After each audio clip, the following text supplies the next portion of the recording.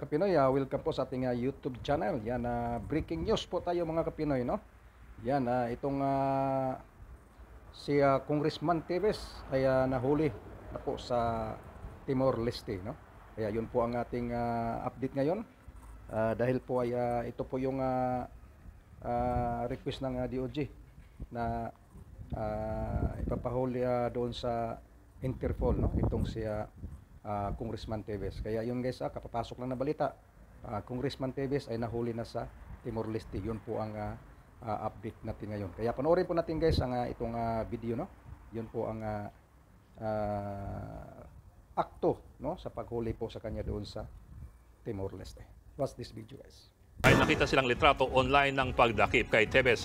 Agad itong sinend ni Mayor Digamo sa DOJ. Naglabas na rin ng hiwalay na statement ang DOJ at kinumpirma ang pag-aresto kay Teves. Sa ngayon, umasa si Mayor Digamo na maibabalik agad si Teves sa Pilipinas.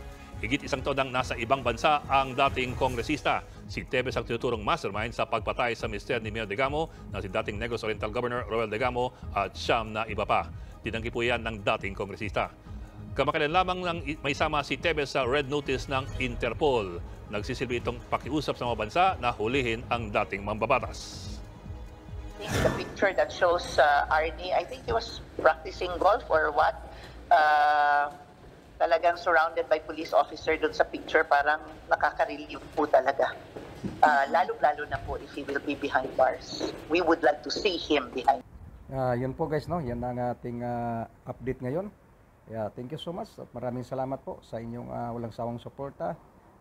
Please don't forget like, share, and subscribe po guys. Sa mga bago po dyan, please click the notification bell, no, para updated po kayo dyan sa ating mga update at live natin guys. Thank you so much. Bye-bye and God bless.